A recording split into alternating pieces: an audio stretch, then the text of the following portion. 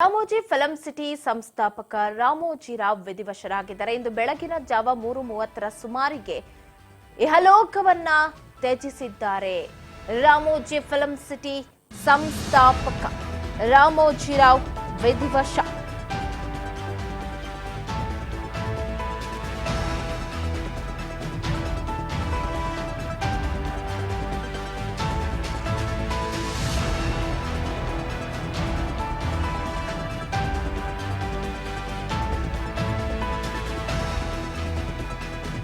ರಾಮೋಜಿರಾವ್ ವಿಧಿವಶರಾಗಿದ್ದು ಇಂದು ಬೆಳಗ್ಗೆ 4:50 ಸುಮಾರಿಗೆ ನಿಧನರಾಗಿದ್ದಾರೆ. ವಯೋಸಹಜ ಕಾಯಿಲೆಯಿಂದ ಬಳಲ್ತಾ ಇದ್ರು.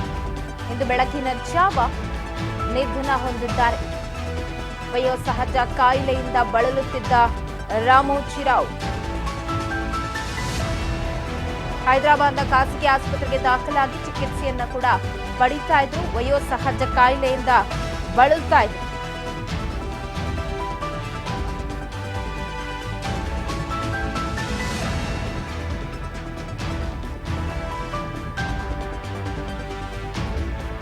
ದಶಕಗಳ ಕಾಲ ಅವಿರತವಾಗಿ ಶ್ರಮಿಸಿದ ಅಕ್ಷರ ಯೋಧ ರಾಮೋಜಿರಾವ್ ಯಶಸ್ವಿ ಉದ್ಯಮಿಯಾಗಿ ಗುರುತಿಸಿಕೊಂಡವರು.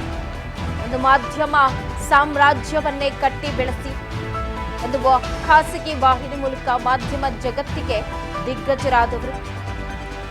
ಭಾರತ ಸರ್ಕಾರದ ಪದ್ಮ ವಿಭೂಷಣ ಪ್ರಶಸ್ತಿಗೆ ಭಾಜನರಾಗಿದ್ರು. ಇದೀಗ ಇಹಲೋಕವನ್ನ ತ್ಯಜಿಸಿದ್ದಾರೆ ರಾಮೋಜಿರಾವ್.